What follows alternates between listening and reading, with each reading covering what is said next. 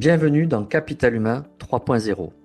Ici, on explore une autre manière de penser le travail, le leadership et la transformation des organisations. Une manière plus consciente, plus humaine et surtout plus réaliste. Je m'appelle Johan Darquest, j'accompagne des dirigeants, des managers et des organisations qui sentent que les anciens modèles s'essoufflent et qui cherchent à transformer leurs tensions humaines en ressources durables. Dans ce podcast, je partage des lectures de terrain, des regards stratégiques, des épisodes avec des visions éclectiques et des échanges avec celles et ceux qui réinventent le travail en profondeur. Si tu cherches des recettes rapides, tu n'es peut-être pas au bon endroit. Mais si tu veux comprendre ce qui se joue vraiment et décider avec plus de conscience, alors tu es exactement là où il faut. Bonne écoute!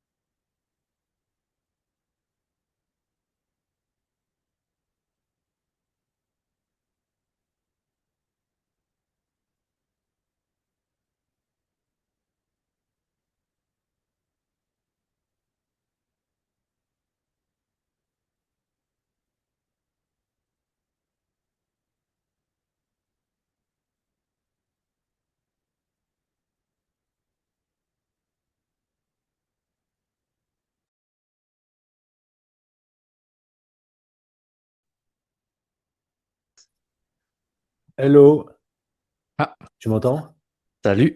Salut Frédéric. Oui, je t'entends. Par contre, je te vois pas. Ah, ça y est, je te vois. Ah, il n'y a que le son qui est enregistré, hein. Oui, oui, Ouais. oui.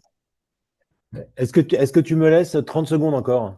Ah, mais on a le J'ai- temps, hein. Non, j'ai besoin de 30 secondes. Je reviens tout de suite. Merci.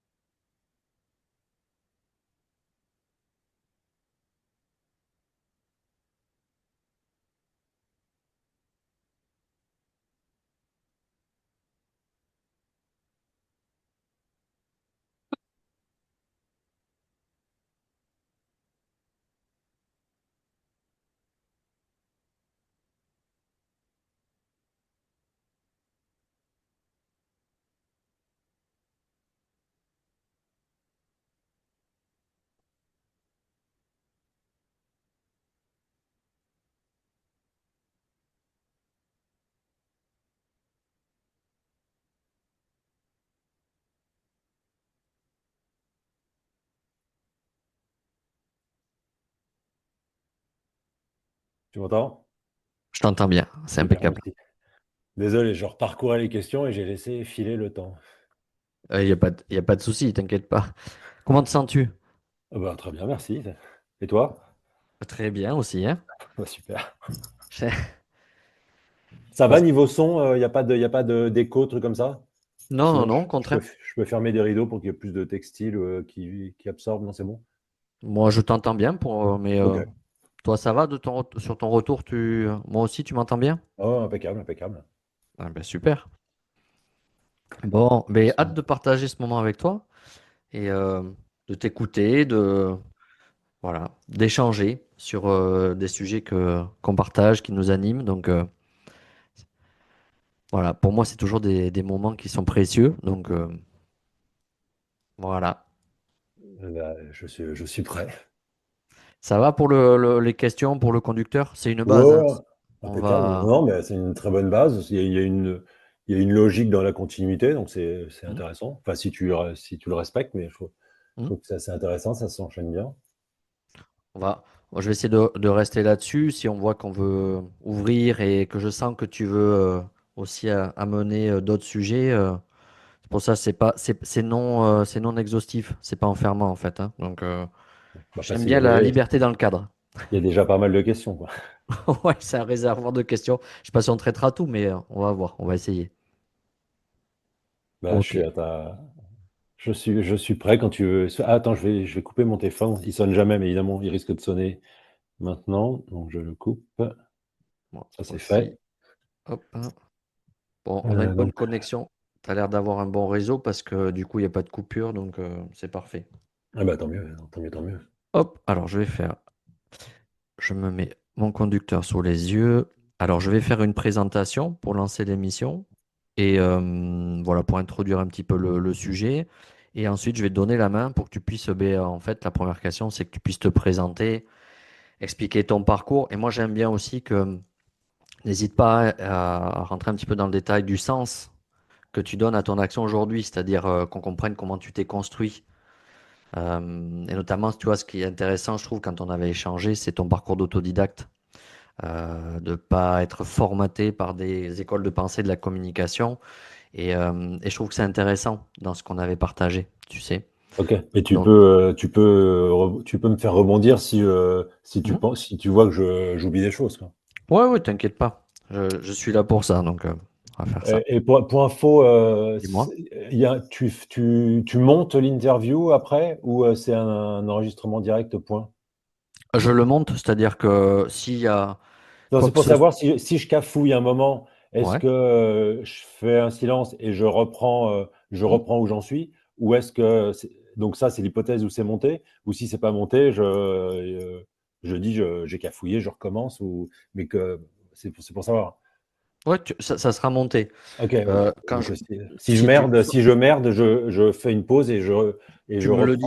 je reprends où j'en suis. Et moi, je ferai une coupe et Ok. du coup, je me noterai le repérage justement de la coupe. C'est pour ça que j'ai mon petit cahier avec, Ok. s'il y a besoin.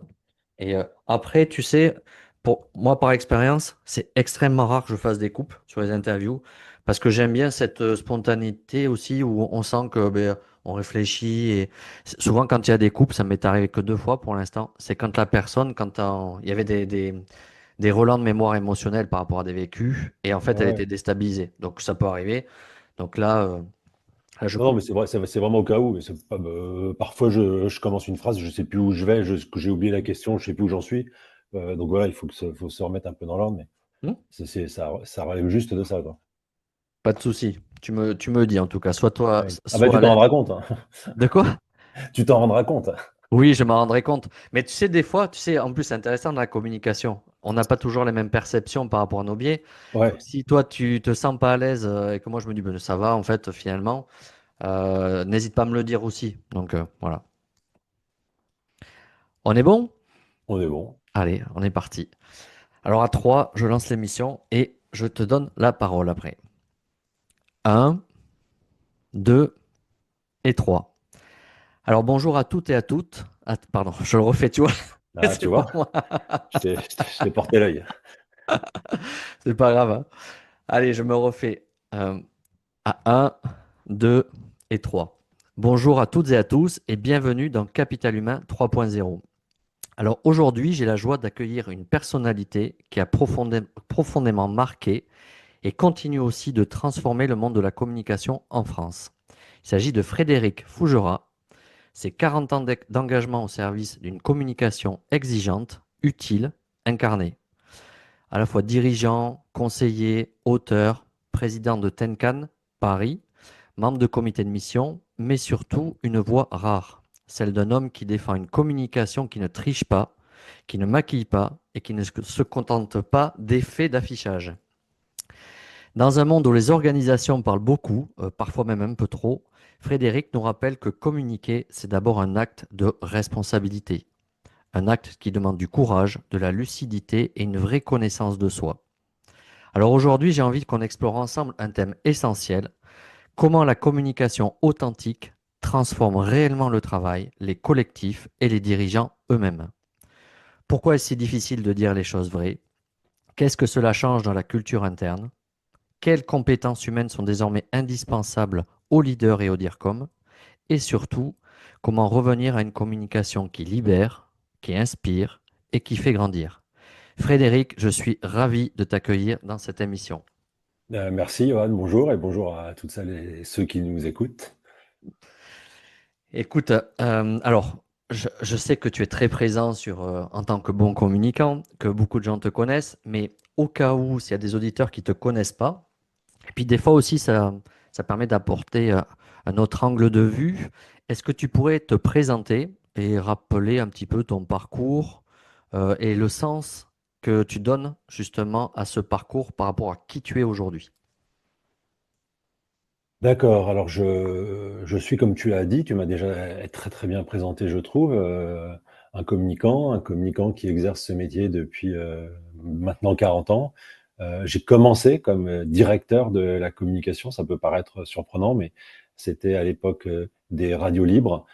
C'était un secteur d'activité naissant qui était gigantesque, puisque c'était des milliers de radios qui se créaient du jour au lendemain et donc avec plein de fonctions, des gens qui se croyaient pionniers, qui d'une certaine façon l'étaient, mais enfin ils révolutionnaient pas non plus le monde, mais en fait ils participaient à créer un nouveau secteur d'activité au sein des médias. Et pour ma part, j'avais l'esprit assez disponible pour m'engager dans cette direction, parce que j'avais entamé des études de droit, et c'est certainement mon côté Robin des Bois qui m'avait amené à vouloir faire des études de droit pour défendre les plus modestes, les sans ressources, ceux qui n'ont pas les codes pour se défendre, pour défendre les petits face aux gros. Ça me correspondait très bien. Ce qui ne me correspondait pas du tout, en revanche, c'était le système de l'université. Apprendre en étant passif, en tout cas c'était ma perception des études universitaires. Ça ne me convenait pas.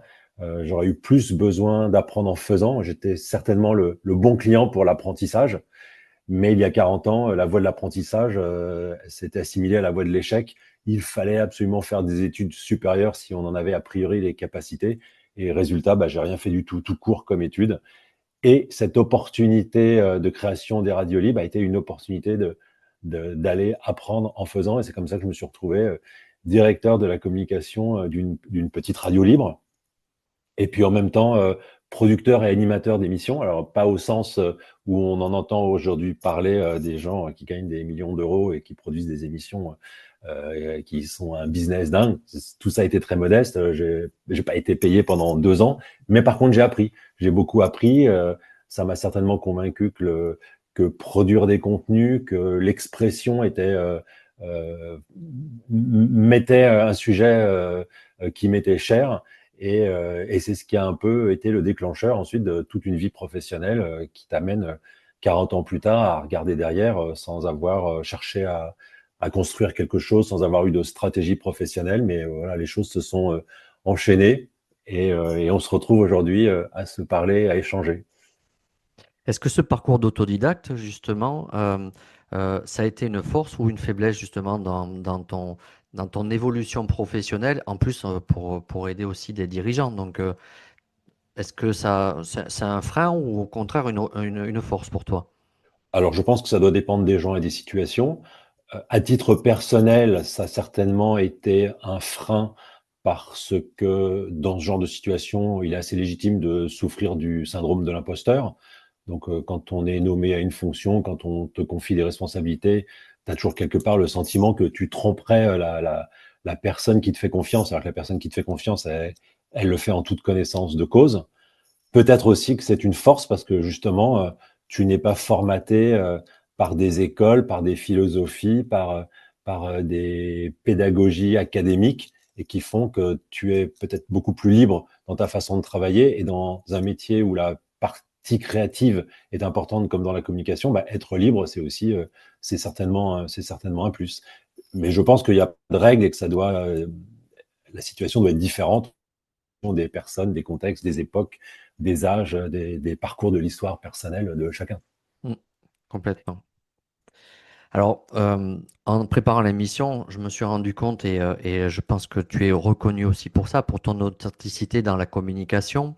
Alors, dans un monde de plus en plus, si on parle des RH, parce que notre podcast est quand même aussi très orienté RH, même si plusieurs fonctions se croisent, hein, la communication, le RH, la finance, etc. Mais dans un monde RH où tout le monde parle d'authenticité, qu'est-ce qui, selon toi, en fait, empêche encore les organisations de communiquer avec sincérité, alors que ça soit en interne ou en externe, hein, parce que on constate aussi ça. C'est quoi c'est quoi qui empêche tout ça, en fait? Alors, comme tu le dis, c'est déjà qu'est-ce qui empêche les organisations de communiquer tout court, peut-être. Oui. La question, on peut carrément la limiter à ça. Mhm. Euh, alors, en partie, peut-être le manque de professionnalisme et donc de vision, et certainement qui se traduit par la peur de l'inconnu et du risque, la peur de s'engager. Quand Mhm. je dis la peur du risque, c'est certainement l'incapacité d'anticiper, de gérer. On est dans un monde où tout le monde se croit communicant, mais intérieurement, les gens savent très bien qu'ils ne sont pas compétents. Alors, ça crée une certaine peur et on préfère parfois faire l'autruche et attendre, ce qui paraît apparemment moins risqué, ce qui évidemment est très faux, selon la maxime vivons cachés, vivons heureux. Mais à l'ère de l'immédiateté et de la crise, voilà, c'est impossible. Communiquer, c'est s'engager toute la journée. Parfois, on dit que je suis un communicant engagé, mais engagé, c'est le propre, c'est pour commencer, c'est le propre du communicant. Alors oui, perso, je suis engagé à promouvoir les métiers de la communication, à valoriser le professionnalisme des communicants. Et d'ailleurs, il faut des voix, et je note qu'il y a de plus en plus de voix pour défendre notre métier. Il y a de plus en plus de communicants qui osent. Donc, ça, c'est super. Mais être engagé, c'est aussi parce que notre métier exige de décider tout le temps, exige de décider toute la journée. Il faut décider, il faut parfois décider très vite. Parfois, ça relève de ton autorité, parfois, ça relève pas de ton autorité, mais face à des circonstances, face à une situation, face à de l'humain, face à une crise, parfois il faut décider. Et décider, c'est s'engager. Euh, et s'engager, c'est aussi, parce que c'est un métier où il faut donner beaucoup de sa personne. C'est pas juste un échange théorique ou administratif. Les métiers de la communication, c'est des métiers qui sont très engagements, personnellement, humainement, psychologiquement, physiquement. Donc, c'est vraiment des métiers d'engagement. Et c'est aussi un métier où il faut savoir faire preuve d'une certaine autorité professionnelle, autorité d'ailleurs qui te confère une certaine influence, tu l'as évoqué, et qui te permettent aussi de t'engager pour défendre des causes en mettant justement ta notoriété, le fait que tu sois exposé publiquement pour défendre des causes. Il y a plein de façons d'être engagé. Enfin, la notion d'engagement, elle est vraiment multiple dans les métiers de la communication. Et communiquer, c'est s'engager toute la journée. Alors justement, tu parlais d'engagement et quel est ton engagement à toi autour des métiers de la communication? Qu'est-ce que tu veux porter comme message justement Moi, je porte pour un les... message qui se résume en un hashtag et qui est la com est un métier. Je, j'ai beaucoup travaillé, j'ai beaucoup partagé, j'ai écrit quelques livres Ouais. sous différents angles, mais toujours avec la même intention, celle de rappeler que en communication, comme dans n'importe quel métier d'ailleurs, euh, les compétences, elles ne tombent pas du ciel. Avoir un avis, ce n'est pas avoir une compétence. Et Mm. donc, notre profession, euh, notre écosystème de métiers, parce que quand je dis la com est un métier, on va pouvoir me dire il y a beaucoup de métiers dans la communication, ça résume la situation. Cet écosystème de métiers, il n'est fait que de compétences et d'expertises différentes. Aucune n'est innée. Alors, il y a des qualités qui sont nécessaires pour être communicant, certainement, mais après, les compétences et l'expérience, et au final l'expertise, ça, c'est du travail et ce sont des métiers qu'il faut respecter et qu'il faut considérer comme tels, quoi. Alors, tu sais, c'est intéressant parce que dans mon passé, j'ai beaucoup travaillé sur le volet RH, même encore. Et en fait, c'est intéressant parce que de plus en plus, moi, ce que je constate, c'est que les retours du terrain, c'est que on a du mal à savoir bien se parler entre individus.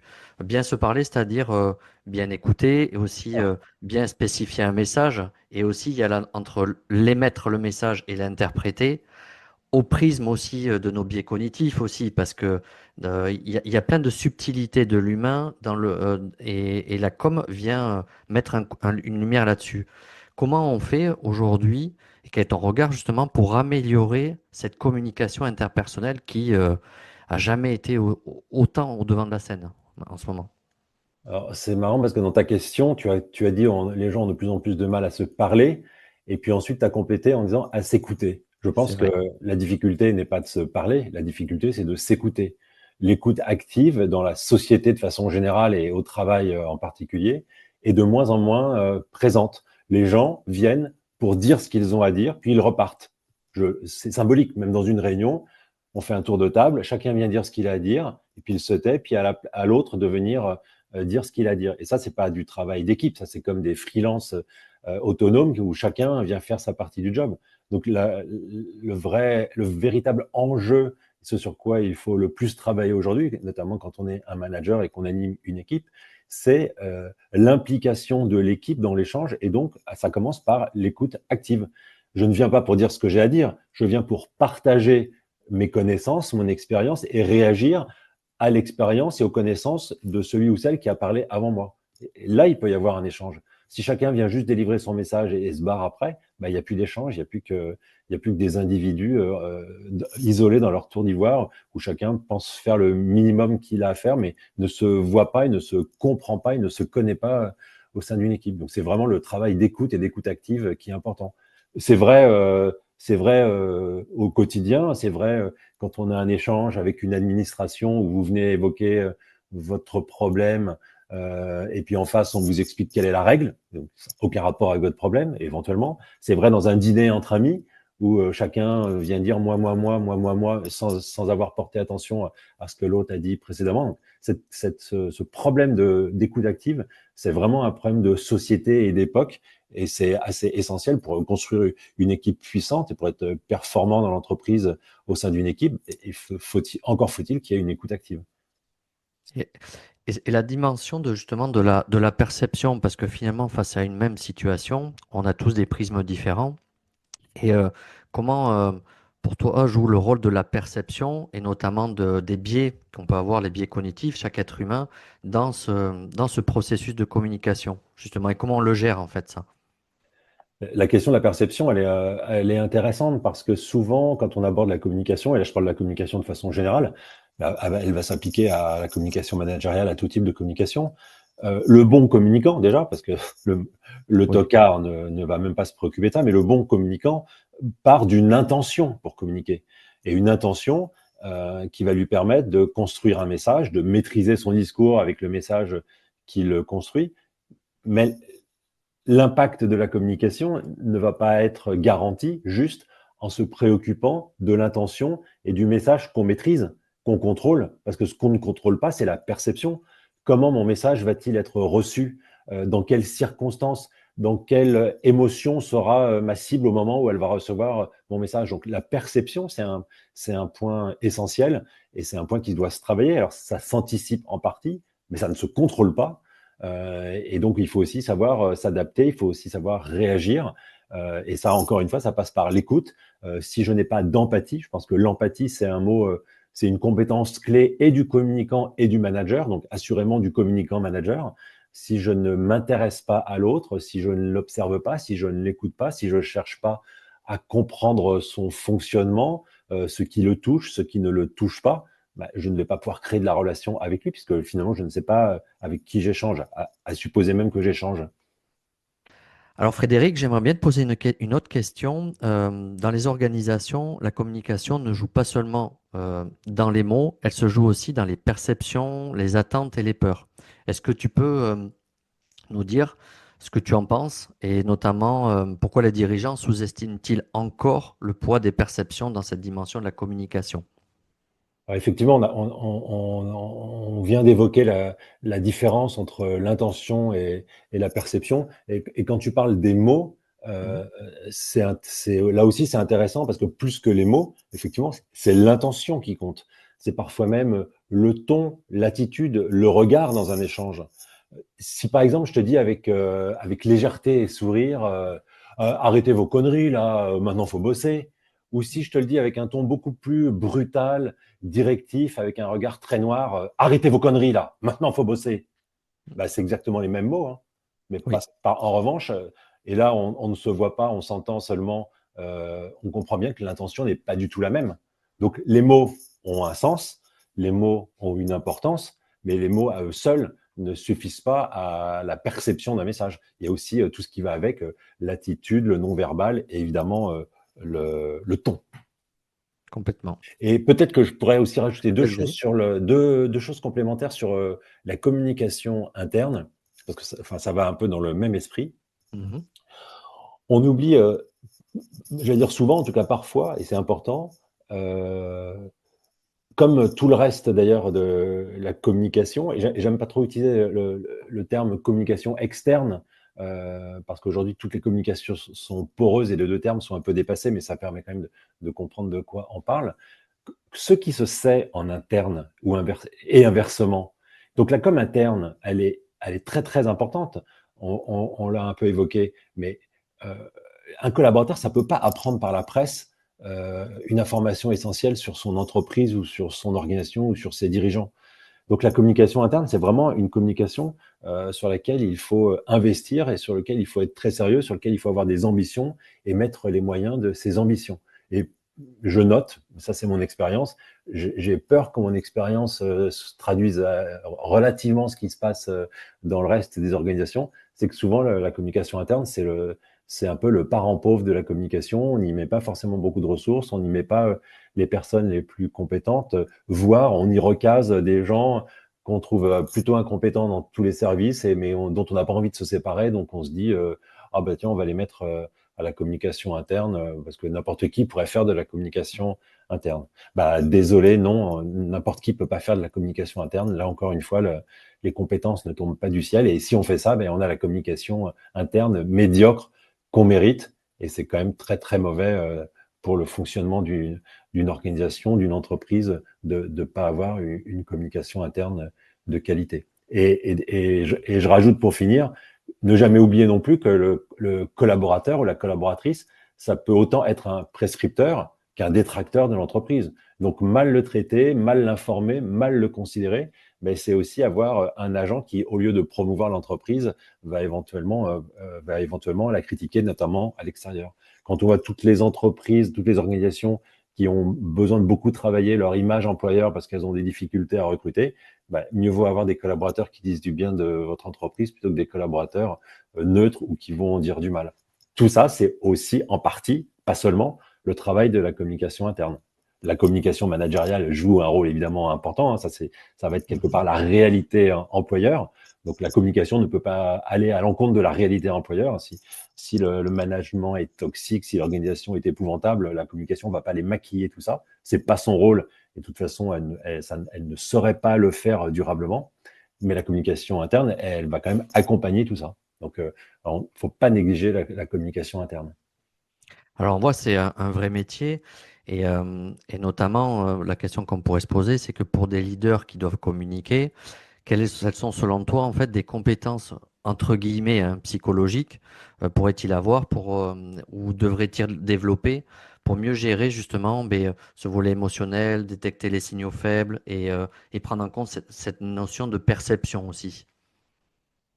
Je pense que les qualités de manager, d'ailleurs qu'ils soient communicants ou pas, sont les mêmes. D'ailleurs, Mhm. effectivement, il a besoin d'avoir une capacité à communiquer avec les autres, à avoir de la relation avec les autres.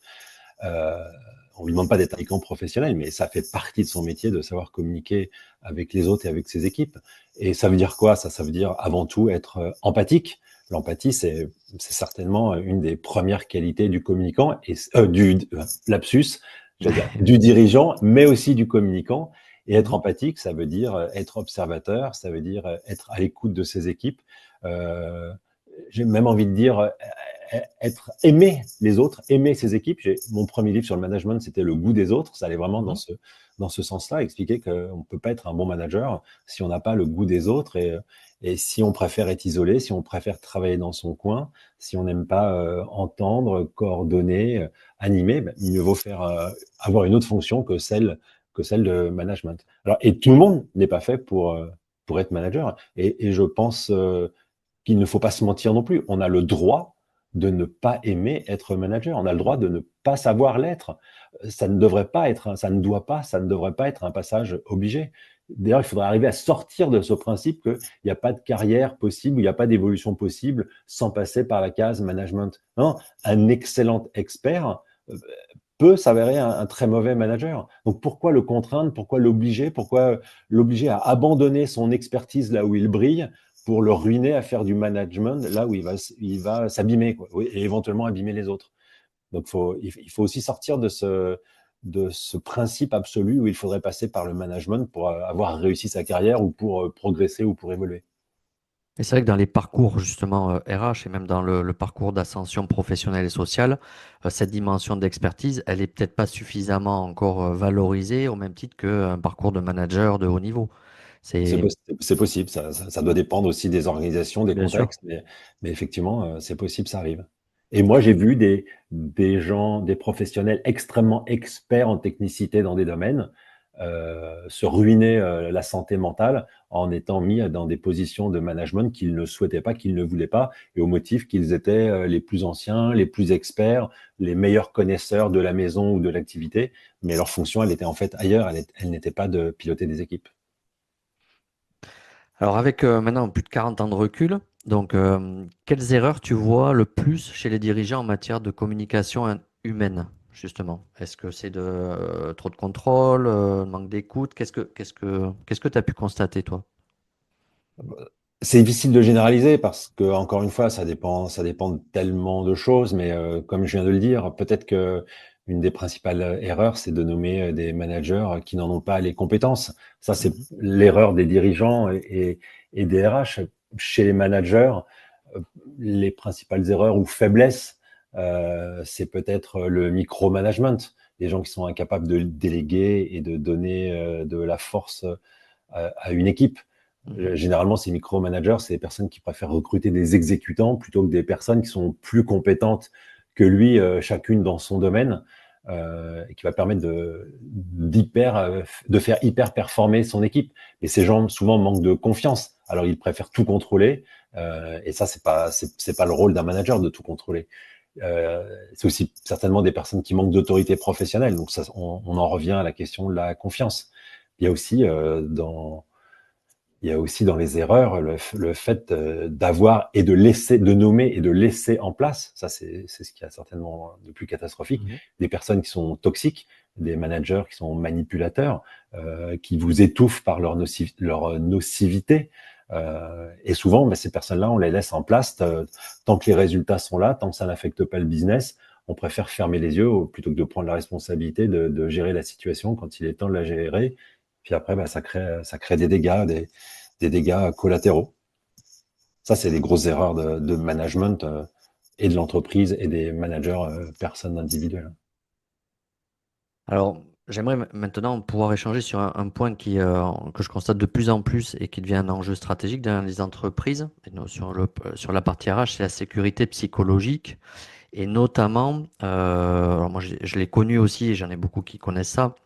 Quand on pense hors de la boîte, qu'on rentre pas justement dans un format de pensée, comment on peut arriver à créer des environnements où des collaborateurs un peu atypiques dans leur schéma de pensée, hein, ou qui sont dans une remise en question profonde, comment on peut créer des environnements favorables où ils peuvent s'exprimer en toute authenticité, pouvoir dire les choses, ce qu'ils perçoivent, sans risquer pour leur image ou leur carrière. Parce que c'est ce qu'on constate aussi dans les entreprises. Comment on crée un environnement favorable à la liberté de parole?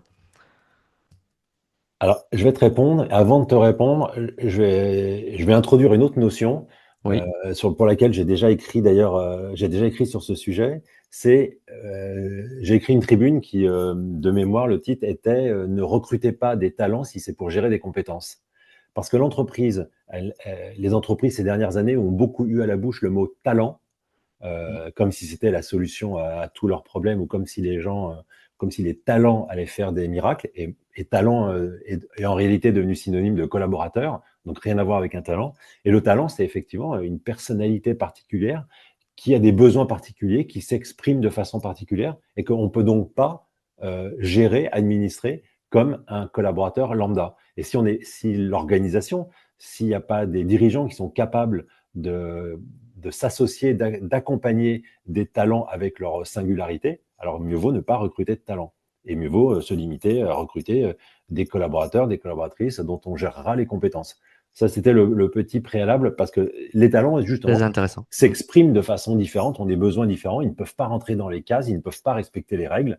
Et c'est un vrai sujet d'ailleurs. Est-ce qu'on peut avoir une organisation qui ne peut fonctionner qu'avec des règles, mais recruter aussi des gens qui, de fait, ne vont pas respecter ces règles ou vont s'en affranchir ou vont fonctionner différemment. Donc c'est un vrai sujet, mais c'est pas un sujet qu'il faut gérer une fois qu'on est le nez dedans. Il faut l'anticiper au moment où on décide de peut-être on va recruter des talents. Et peut-être que le nombre de talents à recruter doit être extrêmement limité. Mhm. Maintenant, pour revenir à ta question sur la question de la liberté et la capacité d'expression et que les gens soient à l'aise pour pouvoir s'exprimer, je pense que ça relève vraiment de la confiance instaurée par le management. Et donc, on en revient à la question notamment de l'empathie, la première qualité du manager. La traduction de ce que je viens de dire, c'est euh, quand j'amène mon équipe à s'exprimer sur un sujet, déjà, je ne donne pas mon avis ou ma position en premier pour ne pas Eh oui. risquer d'orienter les échanges et ne pas risquer que la personne qui n'irait pas dans ma direction va plutôt avoir tendance à se taire ou alors plutôt avoir tendance à modifier sa position pour aller dans un sens qui pourrait me faire plaisir. Je pense qu'il faut demander l'avis à ses collaborateurs, mais quand on demande un avis à ses collaborateurs, c'est parce que leur avis vous intéresse vraiment. Et donc, il faut veiller à ce qu'il y ait vraiment une écoute active, comme on l'a évoqué tout à l'heure, qui est vraiment une attention qui soit portée à l'avis des uns et des autres. Ça veut dire aussi qu'il faut faire respecter par l'ensemble de l'équipe cette écoute.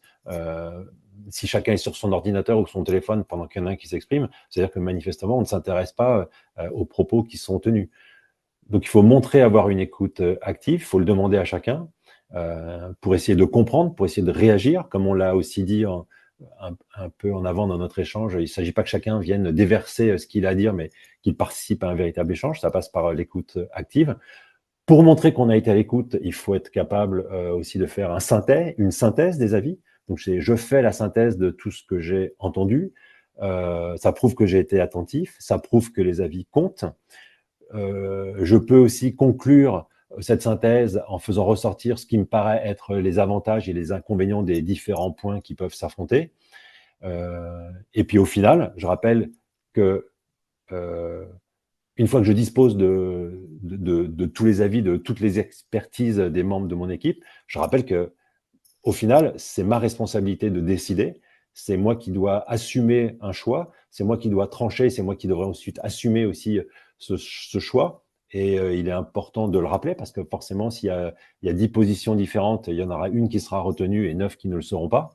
Et expliquer aussi ce qui amène à aller dans une direction plutôt que dans une autre. C'est une façon de valoriser toutes les expressions tout en rappelant qu'il y a une décision, il y a une fonction qui est d'assumer une décision. Cette décision, elle doit être prise et que, je le dis souvent en communication, mais c'est la même chose en management. On n'est pas dans la démocratie participative. On ne vote pas celle qui convient le mieux aux uns et aux autres. C'est celui qui est le décideur, celui qui doit s'engager. Rappel à ce qui a été dit en début de notre échange, ben, s'engager, c'est aussi être capable de prendre des décisions et de les assumer. Mais après avoir écouté, après avoir donné une parole qui a été réellement écoutée, après avoir pris en considération tous les avis, après en avoir fait la synthèse, et puis après, en ayant pesé le pour et contre et en expliquant le choix de sa décision. Et toi, comment tu as fait dans ton parcours pour détecter justement les signaux faibles? Parce que des fois, il y a ce que le collaborateur peut exprimer ouvertement et des fois ce qu'il n'ose pas exprimer ou qu'il exprime à demi-mot, entre guillemets, si l'expression peut être juste. Comment toi, tu arrives à détecter cela et quelles clés tu pourrais donner à ceux qui nous écoutent pour arriver à détecter ces signaux faibles en tant que manager? Mais je ne suis pas certain d'avoir été capable de détecter des signaux faibles. Ce dont je suis certain, c'est d'avoir essayé de créer le climat de confiance qui fait que chacun se sent libre de s'exprimer, ne se sent pas jugé, que chacun sache qu'il a le droit à l'erreur et qu'il mieux vaut dire une connerie que de ne rien dire, que l'erreur, ça permet à tout le monde d'apprendre de l'erreur, de s'enrichir et de grandir. Donc, je suis pas certain d'avoir été capable de détecter euh, de détecter des difficultés à s'exprimer. En revanche, j'ai veillé à faire en sorte que les gens puissent vraiment bien s'exprimer. Parfois aussi, certaines personnes ne vont pas oser exprimer un point de vue ou une position dans l'équipe, mais elles doivent pouvoir venir te le dire en aparté, ce qui est pas le meilleur des fonctionnements, mais c'est toujours mieux que de laisser la personne dans l'incapacité de s'exprimer. C'est plutôt à ça que j'ai veillé, c'est plutôt sur ce point que j'ai essayé d'être performant entre guillemets. Euh, Après, on sent si une position n'est pas vraiment sincère, n'est pas vraiment complète. Après, c'est une question humaine de perception. Et ce qu'il faut vraiment, c'est mettre le climat de confiance au sein de l'équipe, que l'équipe soit véritablement une équipe, pas une équipe de concurrents et de gens qui s'affrontent, mais une équipe de gens qui travaillent ensemble dans un objectif et un but commun. Et quand on parvient à ça, bah, on est très proche, si ce n'est du 100% garanti, mais on est très proche de la plus grande liberté d'expression des uns des autres. Alors justement, quand tu as impulsé peut-être des dynamiques de communication authentique, de ce que, en tout cas, créer un contexte, comme tu viens de l'expliquer. Quels sont les effets et les impacts que tu as pu mesurer à moyen, long terme, en fait, de cette vision, cette dynamique? Alors, des impacts visibles et peut-être des choses un peu moins visibles. Qu'est-ce que tu peux nous faire comme comme feedback? Alors, je suis pas certain de bien comprendre la question. Si tu veux bien me la reformuler. Il y a pas de souci. C'est quand tu as initié des démarches justement de communication authentique en créant des environnements propices à ça. De ce que tu viens de nous partager, avec le recul, qu'est-ce qu'il y a comme impact positif enfin, on va dire positif de cette vision des choses en termes de communication? Bah, l'impact positif, c'est que tu as véritablement une équipe soudée qui travaille ensemble. On a souvent qualifié mes équipes de clans, peut-être parfois avec une forme d'ironie ou de moquerie. Moi, je le voyais vraiment plutôt comme un compliment parce qu'un clan, c'est un tout et donc c'est des personnes qui travaillent réellement ensemble, qui se comprennent, qui acceptent leurs divergences, qui peuvent se bagarrer intellectuellement pendant une réunion, mais et ensuite aller déjeuner ensemble et rigoler ensemble parce qu'il y a une grande complicité intellectuelle et que c'est pas parce que leur expertise professionnelle peut à un moment s'opposer que ça va créer des tensions parce que chacun respecte les uns les autres, parce que chacun sait écouter, chacun a écouté les arguments. Certains ont amené d'autres à penser différemment, où les positions ont évolué les unes vis-à-vis des autres. Et c'est vraiment ça l'observation et le résultat de cette façon de voir comment manager une équipe. C'est à quel point elle est soudée, à quel point elle est intellectuellement complice. Et en termes d'impact de l'organisation systémique, est-ce que tu as vu, par exemple, souvent on parle dans les indicateurs RH, une baisse du désengagement quand ça va pas, mais à l'inverse, quand on est dans cette dynamique, est-ce que tu as vu des indicateurs RH évoluer? C'est-à-dire euh, un meilleur engagement, une diminution des arrêts de travail, de l'absence, est-ce que ça a irradié en fait l'ensemble de l'organisation, cette vision-là? Alors, il m'est assez difficile de répondre à ta question euh, pour une raison très simple, c'est que je n'ai quasiment jamais eu à compter, à enregistrer d'arrêt de travail, d'arrêt maladie, si ce n'est quand des gens ont un accident, une Oui, jambe voilà. cassée ou une opération qui doit intervenir, une opération chirurgicale qui doit intervenir. Donc, j'ai pas eu la possibilité de noter des évolutions parce que j'ai toujours eu des équipes qui étaient hyper engagées, à commencer par la période Covid, Eh euh, oui. où les gens ne voulaient pas faire du télétravail, avaient envie d'être ensemble dans l'équipe, de venir sur le lieu professionnel. Donc, il y a forcément eu des exceptions à quelques occasions, mais pas de quoi créer des temps et de pouvoir mesurer ou Mm. regarder l'évolution de ces temps-là. J'ai vraiment eu la chance. Alors, on parlait de clan, peut-être que c'est lié à ça. J'ai vraiment eu la chance d'avoir des équipes toujours hyper motivées et solides. Je peux l'illustrer d'un exemple. Exemple dans une entreprise qui était une entreprise cotée en bourse. Dans les entreprises cotées en bourse, il y a des obligations de communication et de transparence réglementaires qui sont fortes. Il se trouve qu'un week-end, alors que il nous avions programmé d'annoncer une acquisition en Chine, en milieu de semaine suivante, il se trouve que pendant le week-end, des avocats dans un restaurant à Shanghai ont parlé du sujet et que l'information a fuité. Ce qui voulait dire que cette communication boursière qui était prévue de mémoire le mardi ou le mercredi avant bourse, eh bien devait se faire avant l'ouverture de la bourse le lundi matin. Cette communication, elle avait été en partie préparée, mais elle n'était pas finalisée. Et il a fallu, entre midi et 14 heures, que je convoque toutes mes équipes pour venir faire le boulot le dimanche après-midi au siège du groupe. Le boulot, c'était finaliser le communiqué de presse, envoyer le communiqué de presse le lundi matin avant bourse, organiser une session avec les analystes, mettre à jour les informations sur le site web, préparer la communication interne pour que l'interne la Mm. prenne par l'entreprise et non pas par l'extérieur. Donc, ça mobilisait à peu près tout le monde dans mes équipes, certainement je l'ai plus en mémoire, mais de créer quelques illustrations ou graphismes. Donc ça mobilisait vraiment tout le monde.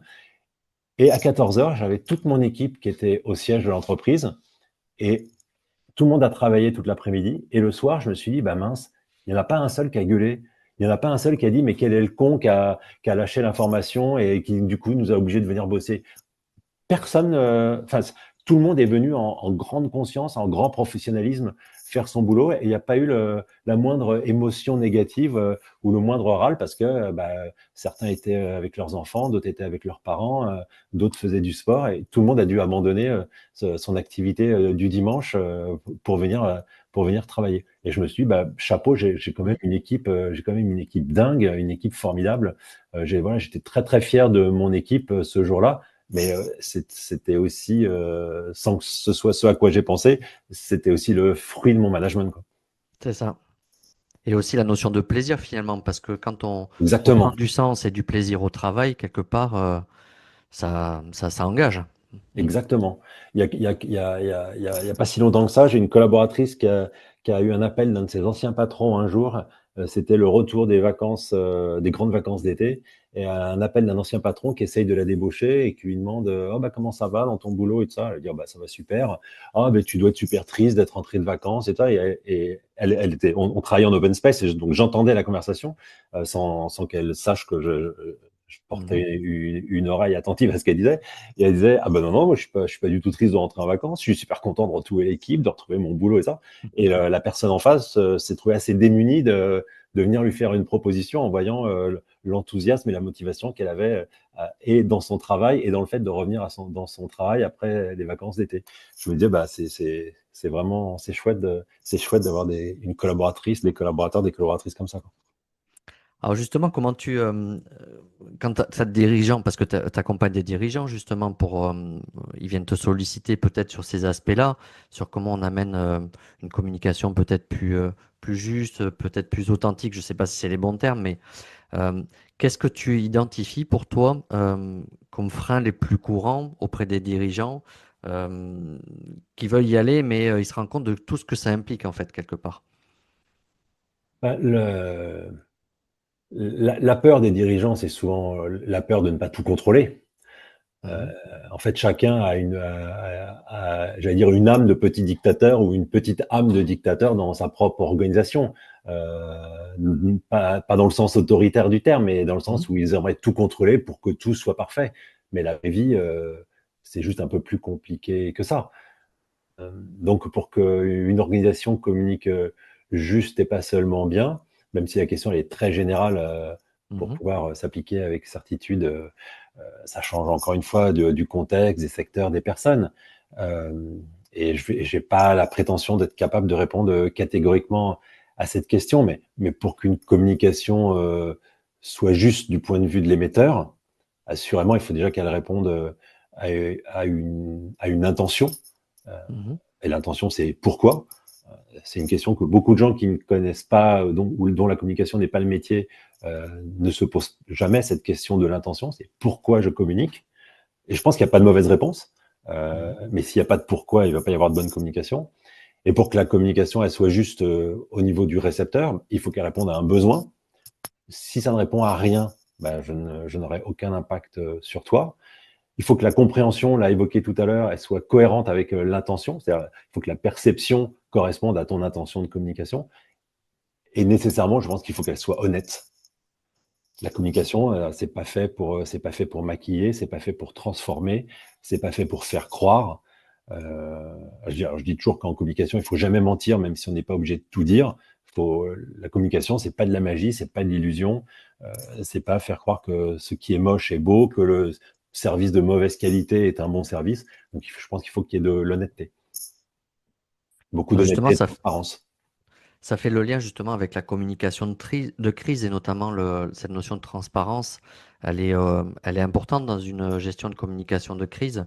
Euh, comment tu appréhendes la chose, toi, dans la communication de crise? Est-ce que on essaye de camoufler certaines choses ou pas tout dire, ou plutôt on est transparent, mais on se met dans une dynamique en fait où on essaye d'évoluer? Euh, quelle est ta position justement ça dépend des contextes, je suis d'accord avec toi, Oui, mais encore une encore une fois. fois et toujours, mais ça pourrait être le préambule à toutes mes réponses.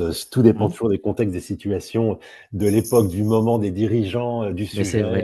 de Mm. la gravité mais assurément, la question de l'honnêteté et d'une certaine forme de transparence est absolument clé. On ne peut pas se permettre de mentir aujourd'hui. On est forcément rattrapé par la vérité à un moment ou à un autre, et le mensonge va venir aggraver la crise, il va venir l'alimenter. Donc, mentir n'est pas une option. On ne peut pas mentir. En revanche, on n'est pas obligé de tout dire. Mhm. C'est ce qui fait aussi la nuance entre le travail du journaliste et le travail du communicant. Le journaliste, il donne tous les éléments pour permettre une compréhension d'un sujet. Le communicant, lui, il attire l'attention, il porte la lumière sur une partie du sujet, ce qui veut dire qu'il laisse volontairement dans l'ombre une autre partie soit parce qu'elle est accessoire, soit parce qu'elle n'est pas indispensable, soit parce qu'il préférerait qu'on ne s'en occupe pas. Mais mentir n'est pas une option. On est forcément rattrapé avec la technologie, avec les réseaux sociaux, avec la capacité des uns des autres à trouver des informations. Et il n'y a rien de pire que le mensonge pour gérer une communication de crise. On peut mentir par omission. Encore faut-il que l'omission ne soit pas une façon de mentir, ce qui reviendrait au mensonge. Donc, voilà. Je ne joue pas sur les mots. Parfois, on me dit, ah oui, mais vous jouez sur les mots quand vous dites, il ne faut pas mentir, mais on n'est pas obligé de tout dire. Non, non, je ne joue pas sur les mots. Le mensonge par omission, c'est donc un mensonge. Mais voilà, le job du communicant, c'est d'essayer d'attirer l'attention sur des choses utiles, efficaces, plutôt positives. Ça ne veut pas dire ne pas reconnaître une faute, ça ne veut pas dire ne pas reconnaître sa responsabilité, mais ça veut dire essayer d'attirer l'attention et d'emmener l'attention sur d'autres sujets que sur les parties les plus négatives. Ça veut quand même dire, par exemple, que quand dans une crise, il peut y avoir des victimes, on ne peut pas se priver du temps, de l'émotion et de l'empathie par rapport à ces victimes. On ne peut pas venir communiquer en disant froidement, l'entreprise n'est pas responsable, l'entreprise avait pris des dispositions de sécurité, l'entreprise n'y est pour rien. Non, non, là, on passe pour des salauds si on fait ça.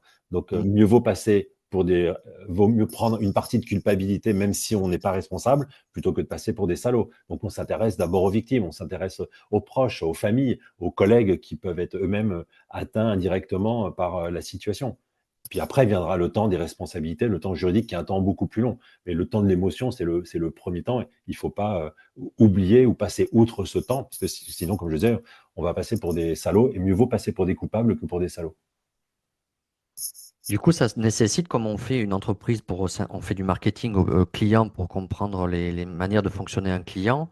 Euh, Quand on est dans un impact sociétal, le rôle d'une entreprise par rapport à l'impact sur la société, on fait la même démarche quand on est communicant, justement. On étudie un petit peu la sociologie euh, de l'externe pour mieux adapter le message en fonction de la sociologie, que ce soit un contexte socio-culturel particulier. Mais quoi qu'il en soit, on adapte toujours un message à sa cible. Et d'où la nécessaire qualité d'empathie, d'écoute et d'observation. Je ne peux pas bien communiquer si je ne sais pas vers qui va ma communication. Je ne communique pas pour moi, je ne communique pas par rapport à mes codes, je ne communique pas pour me faire plaisir, je communique par rapport à une cible qui a sa propre façon de comprendre, d'entendre, qui a son propre niveau de connaissance, son propre niveau intellectuel, son propre niveau émotionnel, qui dépend souvent d'ailleurs des circonstances. Donc c'est toujours dans l'empathie et la connaissance de sa cible qu'on communique. Y compris pour des collaborateurs. Absolument. D'où parfois d'ailleurs l'erreur entre l'intention et la perception, une interprétation qui va être différente parce qu'on a une très bonne intention, on utilise les très bons mots de la très bonne façon, mais on a oublié le contexte ou la façon dont la cible va recevoir l'information. Et parfois, c'est ce qui crée un gap et un décalage qui fait que l'impact de la communication est négatif au lieu d'être positif. Ok. Alors, tu as reçu pas loin enfin même plus de 20 distinctions. Donc, aujourd'hui, t'as un rôle d'influenceur reconnu dans ton domaine.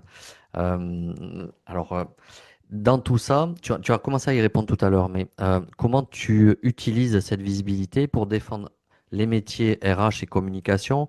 Et même, est-ce que tu vas aller encore plus loin dans tes engagements en utilisant ce rôle d'influenceur, en fait? Alors déjà, je n'ai jamais cherché à avoir cette dite influence.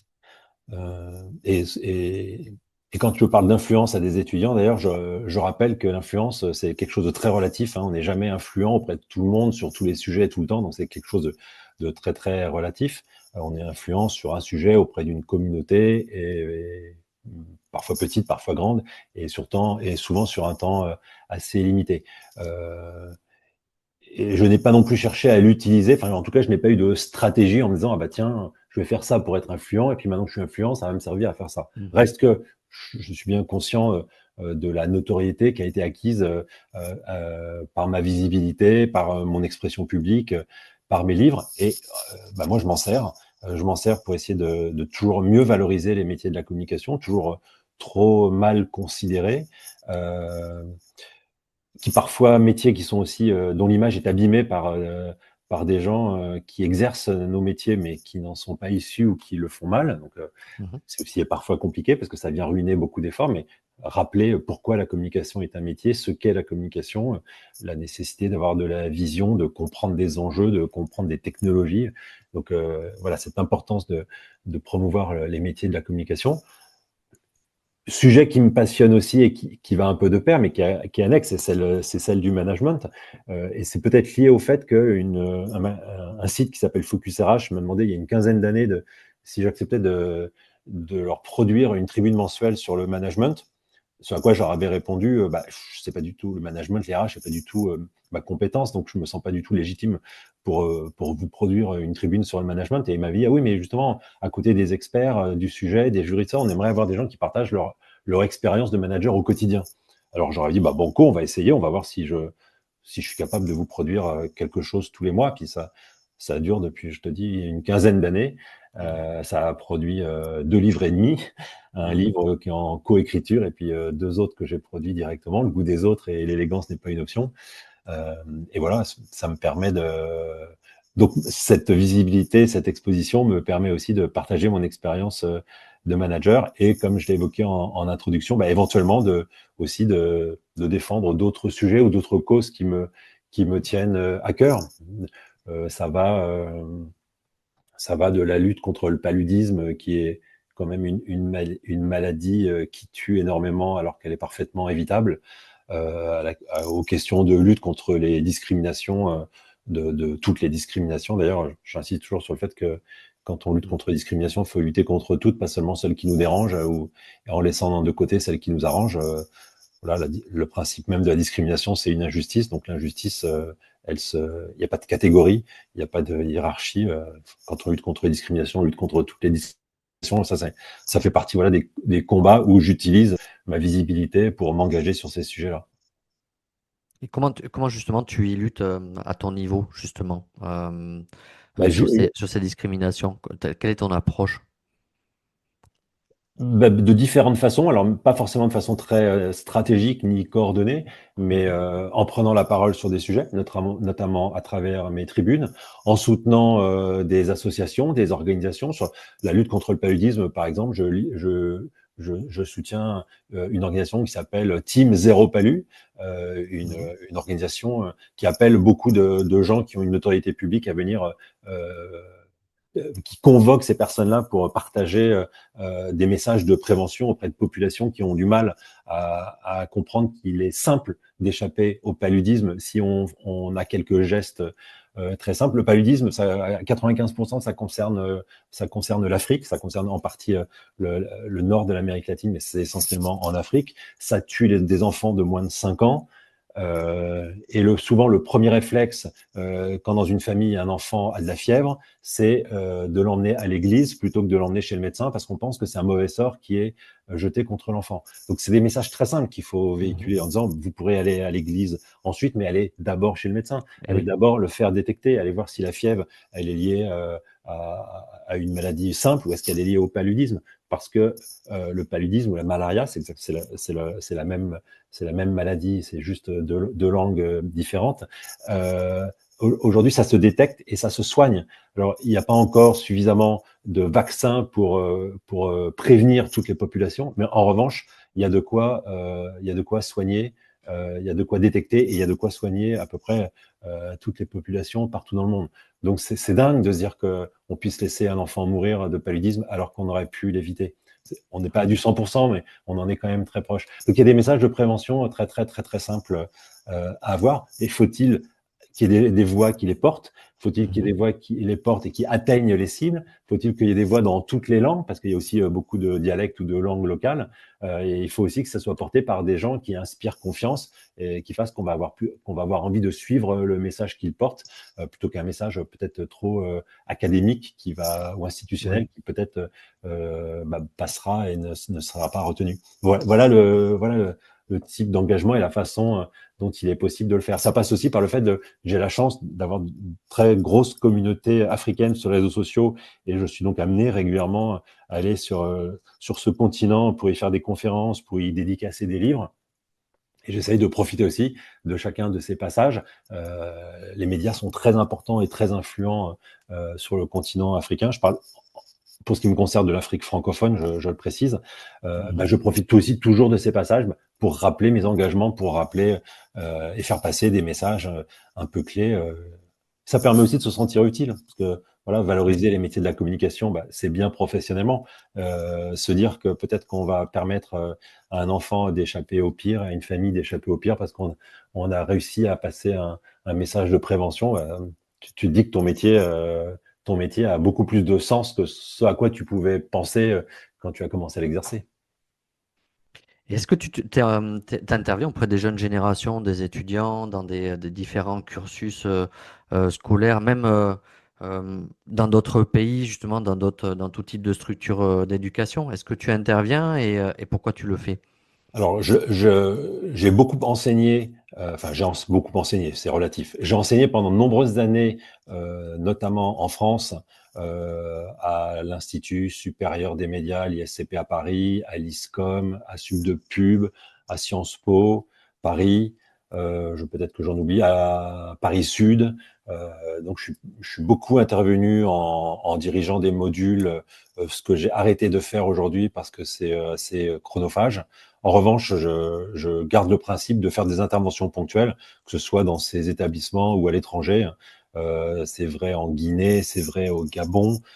J'ai d'ailleurs des choses qui se préparent aussi au Maroc. Euh, je l'ai fait en Tunisie il n'y a pas longtemps. Euh, où je le fais pas forcément auprès d'étudiants, mais aussi auprès de professionnels. J'étais à Lubumbashi il y a 2 mois auprès de 820 journalistes. Même chose pour parler de l'éthique du journalisme et de la différence entre communication et journalisme, ce qui est un vrai sujet en Afrique, mais je vais pas rentrer dans ce détail-là, mais c'est une vraie problématique locale pour des raisons de business model de la presse. Mhm. Donc oui, je le fais volontiers, mais je le fais plus de façon permanente et continue en tenant un cours, mais plutôt en faisant des interventions ponctuelles, parce que je suis toujours dans cette démarche de partage, de transmission, parce que j'aime aussi me nourrir des réactions, des questions, des contradictions qui peuvent m'être portées. Donc voilà, c'est hyper enrichissant de partager et d'apprendre aussi de ceux avec lesquels tu partages. C'est très intéressant tout ça. Et justement, auprès des dirigeants et qui nous écoutent, ou enfin le public qui nous écoute, qui sont inspirés justement par tes paroles et qui ont envie euh, d'aller dans cette dynamique, est-ce que tu aurais des conseils à leur donner pour passer à l'étape d'après, c'est-à-dire je me mets dans cette dynamique et pour leur donner envie d'y aller et quelques clés à partager, Pour avoir envie d'aller où? d'aller dans cette transformation et d'amener cette communication beaucoup plus authentique dans leurs organisations. Ah, alors, les quelques conseils que je peux donner à ce niveau-là auprès de dirigeants, c'est déjà de prendre conscience que la communication, c'est une fonction stratégique, c'est pas un service support.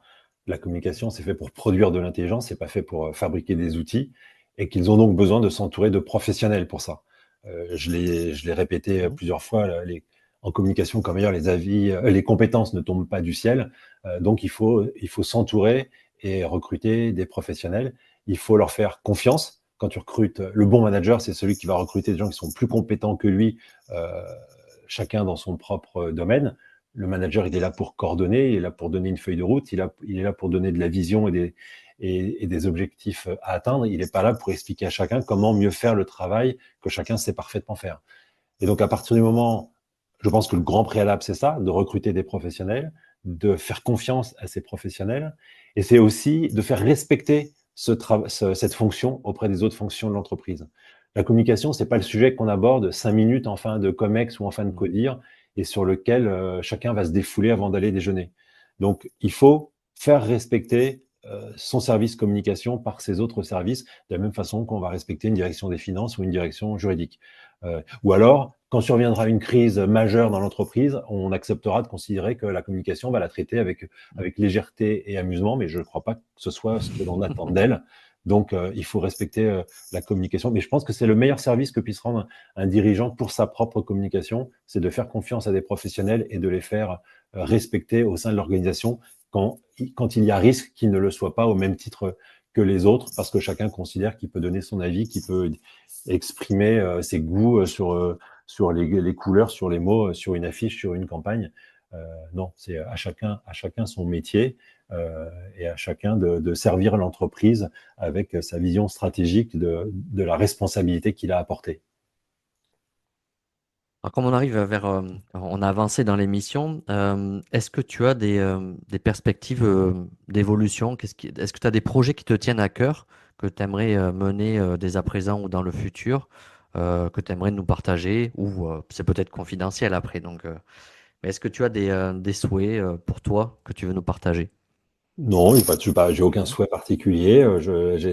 Tant que je me sentirai utile, Mhm. je continuerai à partager et à accompagner les gens qui demandent que je les accompagne. Je viens de sortir mon 9e livre, le 5e Oui. sur la communication. Bah, même chose, tant que mes livres rencontreront un certain succès. Il est écrit sur les livres qui sont lus dans plus de 25 pays. Alors, je trouvais que ça faisait beaucoup. Je suis allé vérifier comment on arrivait à 25, mais je suis déjà arrivé à 33 très rapidement.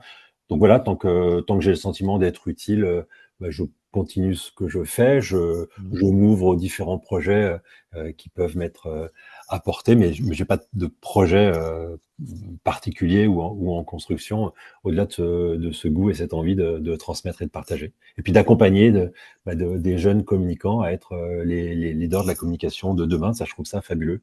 Ce que j'adore, ce que je trouve particulièrement jouissif, c'est quand je vois le nombre de mes anciens collaborateurs, en remontant jusqu'à mes anciens stagiaires qui aujourd'hui sont directeurs adjoints ou directeurs de com, directrices de com. Je me dis, bah, j'ai l'impression d'être un grand-père qui a plein de petits-enfants qui ont bien réussi dans leur vie professionnelle. Je trouve ça très jouissif de voir le parcours de tous ces anciens collaborateurs et anciennes collaboratrices voilà, qui ont des beaux parcours, qui occupent des fonctions top. Ce que je trouve aussi génial, ça m'est arrivé il y a pas longtemps, d'être arrêté dans le métro et un jeune homme qui me court derrière et qui me dit: «Ah, vous êtes monsieur Fougeras, vous êtes monsieur Fougeras?» Je fais: «Oui, oui». Il me dit: «Ah, ben, je voulais vous remercier parce que j'avais commencé des études de droit, puis j'ai lu un de vos bouquins et puis ça m'a donné envie de faire de la com et je suis hyper heureux à faire de la communication». Bah, ça, on peut pas l'imaginer, hein, on peut pas l'anticiper, on peut pas le calculer et quand ça vous tombe dessus, c'est une magnifique reconnaissance. En tout cas, moi, ça me donne envie de continuer comme je le fais aujourd'hui. Ben, c'est une belle perspective. Et puis voilà, ça donne envie, moi en t'écoutant, en fait, ça donne envie. Alors je fais à mon niveau de la communication, mais ça donne envie parce qu'on sent qu'il y a vraiment une éthique, des valeurs humaines partagées dans ce métier. Et voilà, je te remercie pour ce partage. C'était vraiment plaisant. Bah, merci Johan. Comme tu le dis, je pense que ici il y a une chose qu'il faut jamais oublier, c'est que nous sommes des humains et qu'on s'adresse à des humains.